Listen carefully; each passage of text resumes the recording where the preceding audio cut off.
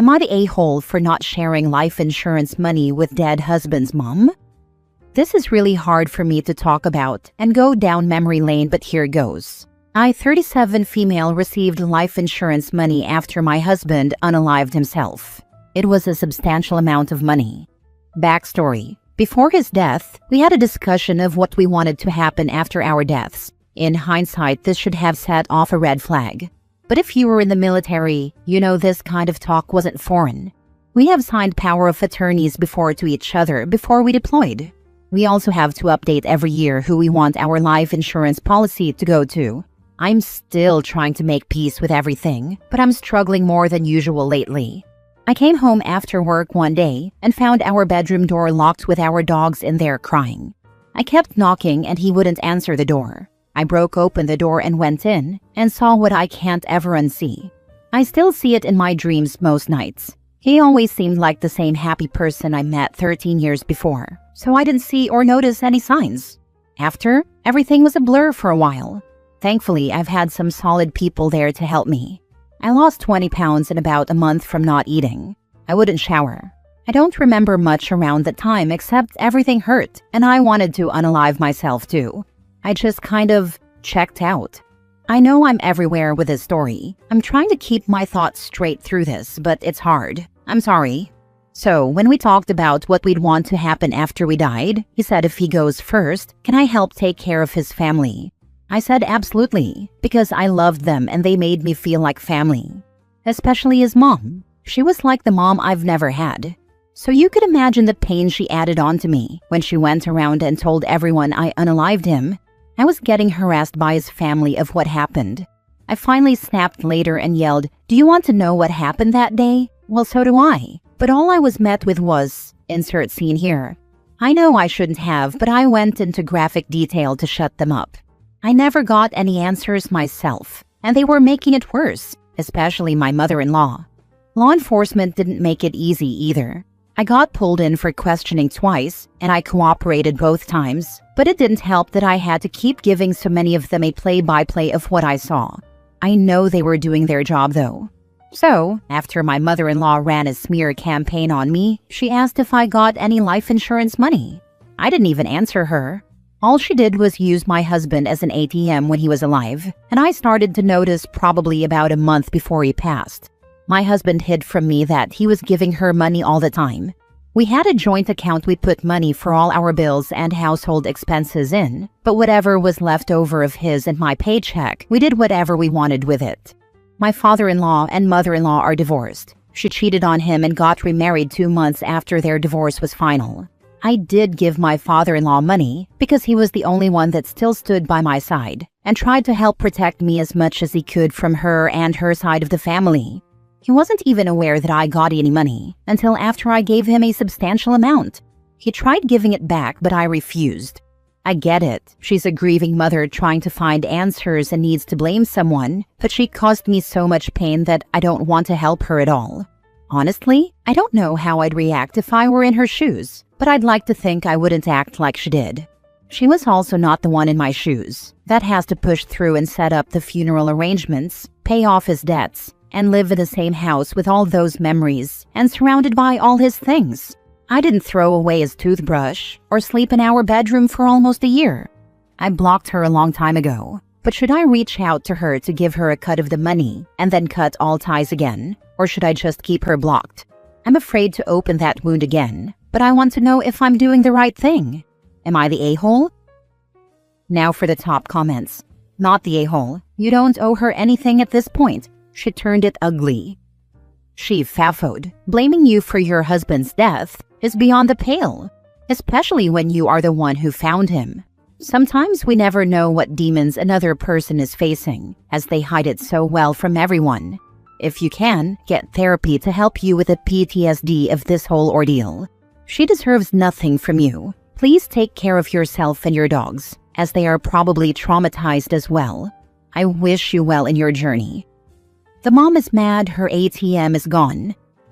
Bingo. She's probably so pissed she didn't get any cash from him, or things like alimony from the father-in-law, so she's trying to manipulate more cash any way she could. Not the a-hole. Keep her blocked. What do you have to gain by unblocking her and giving her money?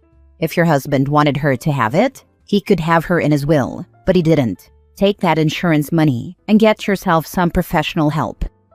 OP should also move out too, for her mental well-being. I've been thinking about it. I want to move home closer to my family, but for some reason it's hard for me to let go. Sometimes it feels like it's all I have left with him. Your husband will always be with you. He wouldn't want you unhappy as well. Edit. Thank you guys for responding. It definitely helped me. I'm in tears. I didn't know so many people I've never met could care. I was starting to think I was being selfish. I did pay off the house and our vehicles. I gave some money to his dad, and what's left has been sitting in my bank account that I haven't touched. Some of you said that I could possibly donate, and I think that's a great idea. I also still talk to my father-in-law. He still has not asked for anything else, just for me to visit every once in a while. Also, any service member reading this thinking, well, at least my family will get something when I'm gone, is not the right answer. I would gladly give that money back if I could save him, and I'm sure your loved ones will too. Please do not do this to your loved ones. This includes the brothers and sisters you made in the military. Don't hurt them, please. Oh, I forgot to add this. The cherry on top with mother-in-law. She tried to take my dogs, but the guy I worked with that was watching them told her to get bent. They are happy and healthy, and I spend a lot of my time outside with them.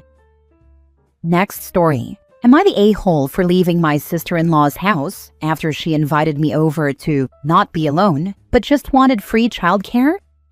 I, 25 female, had to put my cat down unexpectedly, and it has completely shattered me. He wasn't just a pet, he was my best friend, my emotional support, my companion through everything. I've had him since I was a teenager, and I loved him more than I can explain. Making the decision to let him go was the hardest thing I've ever had to do. I held him in my arms at the vet while he passed, and I genuinely don't know how I made it home after. I cried all night. I didn't sleep. I didn't eat. I took the next day off work because I couldn't even function. I was in absolute pieces. That day, my sister-in-law called and said she didn't want me to be alone and invited me to come over. I was hesitant, but also grateful that someone seemed to care. I thought I'd be able to just sit quietly, cry a little, maybe talk about him if I needed to, basically just exist around someone so I wasn't drowning by myself. But the moment I got there, it was clear that not being alone actually meant helping her with her kids. We immediately left to pick them up from school. Her son didn't want to get off the jungle gym, and when I just stood there, sister-in-law got annoyed that I wasn't physically removing him, even though I could barely stand upright without crying. Back at her place, she told her son I would help him with homework while she made dinner. I tried to gently bring up my cat once or twice. I honestly just needed to talk about him, and each time she cut me off with, "You're just having a moment," or said we didn't need to dwell. I felt completely dismissed. Then her son needed help in the bathroom, and she asked me to do it. I don't know if she realized, but I'd been crying on and off the entire time I was there. I hadn't been able to think straight since yesterday. I wasn't even sure why I agreed to come, and now I was being asked to play babysitter while grieving the most traumatic loss I've ever experienced. At that point, I just stood up and left. I didn't say much. I didn't trust myself not to sob or scream. I just got in my car and went home. Later, she texted me saying I upset her kids by storming out, and that she was trying to help me take my mind off things. But I don't think she ever actually saw how much pain I was in. Your sister-in-law seems like she spent some time perfecting her manipulation craft, like she was really smooth about the whole thing. I liked the part where she pretended that her kids were upset by you leaving. What kind of monster upsets an innocent child? How could you do that? I'm being very sarcastic here. Sorry, she sounds awful, and I'm sorry about your cat. My dog is 17, and I've been telling myself that love means doing what we have to when the time comes. Even thinking about it hurts. I can't imagine having to process all that you are when it was so sudden and unexpected. I'm so sorry for the loss of your furry soulmate. Not the a-hole. She is a real a-hole and an entitled one at that. Losing my service dog a year ago was incredibly traumatic for many reasons. I had a caregiver at the time who knew how much Odin meant to me.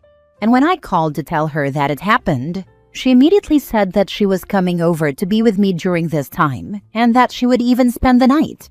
Truthfully, I didn't even really want the company. I told her that, but she insisted. Cut to some drama that happened later in the week, and she tells me that she is claiming the hours she spent with me as hours that she worked to get out of coming in a day that I actually needed her. That was a huge slap in the face to me because, like you, I genuinely thought she was doing this out of the kindness of her heart and whatever. But it wasn't that. Take care of yourself. I would have told her that is fraud because she wasn't working and you had told her not to come over. Next story. Am I the a-hole for planning on getting a sibling tattoo with just my full sister and telling dad it's none of his business? I, 19 male, grew up in a blended family. Me and my sister, 17 female, have the same mom and dad. After our parents' divorce, dad remarried and blended us with his wife and her kids. 16, 15, and 13 are their current ages. Then my dad and his wife had kids together, and I have 2 half-siblings, 11 and 9. My sisters and my mom died when we were 11 and 9, and we went from every other week at each house to living full-time with a blended family. This got brought up when Dad found out me and my sister have a sibling tattoo designed that we both want to get once she's 18. He found the draw-up of the design in my sister's room and he was annoyed because it's just me and my sister. He called me up and told me he knew about the tattoo and he didn't like that we were planning to get something like that. The reason he gave is we have more than one sibling, and doing this is like saying it's us against them and drawing lines where there doesn't need to be any and should be none. He said there is no difference in our family, and a sibling is a sibling. Then he lectured me on not feeling the same way. He knew this. We talked about it once when I was 14, and he lectured me on not being the same way with my steps and halves as I was with my sister. I told Dad it was none of his business if we get the tattoo or not, and that we're waiting until my sister's old enough and he can't stop us getting it. Dad said he'd be incredibly disappointed in the 2 of us if we go ahead with it and create a divide in the family we made. He told me this whole thing's wrong and going ahead is mean-spirited and only meant to hurt 5 people who love us and look up to us. Then he told me he's still our dad and saying it's none of his business is untrue for the reason of he's still our dad and because he wants us to make better choices. My sister and I talked about it afterwards and she had a similar talk with Dad.